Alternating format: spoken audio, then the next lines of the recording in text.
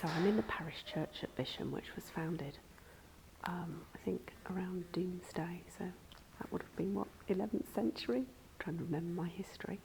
And I met a lovely lady who's the warden of the church who happened to bump into, which was rather fortuitous because they keep the church locked on account, I suspect, mainly of these 3 fabulous monuments that I'm just about to show you.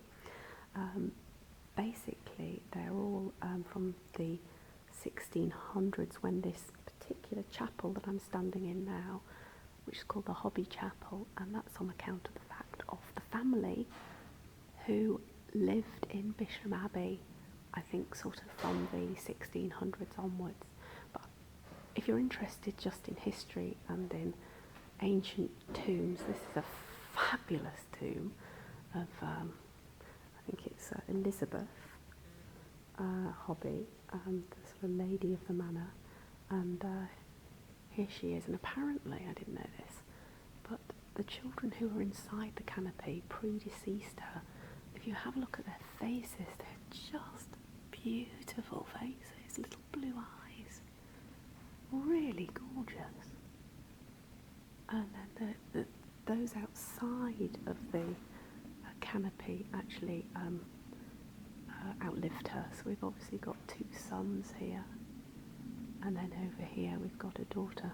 Apparently she wasn't a very nice lady. She's actually thought to have murdered at least one of her children, who stepped out of line and probably brought shame on the family. I'm just noticing that this lady here's got an ermine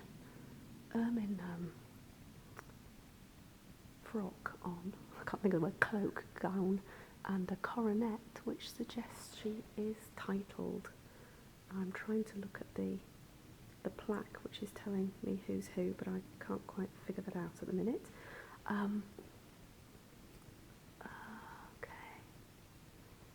So anyway, that's the first tomb. They've just had these restored apparently, and it took thousands of pounds. But they've come up beautifully. These are probably about the most well-preserved, colourful, beautiful tombs that I've ever seen. And these are 2 brothers apparently, who are lying in this amazing reclining position. Oh, look at these. I don't know what they are. Are they falcons at their feet? But the most interesting thing for you guys by far, and for me, is this tomb here. In fact, it's not really known whether it's a tomb, and I'm going to have to go right back to get it in, whether it's a tomb or whether it's just a monument. But the person this monument was erected for, and may be buried beneath my feet, is a certain lady called Margaret, who happened to be the daughter of Henry Carey. So Margaret would have been, of course, Mary Boleyn's grandchild, and therefore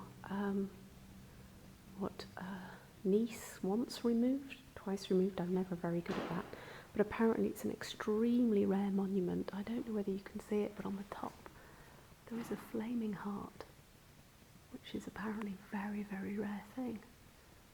And I've certainly not seen one quite like this in a parish church. And these swans, by the way, are the Carey swans of Lord Hunsdon.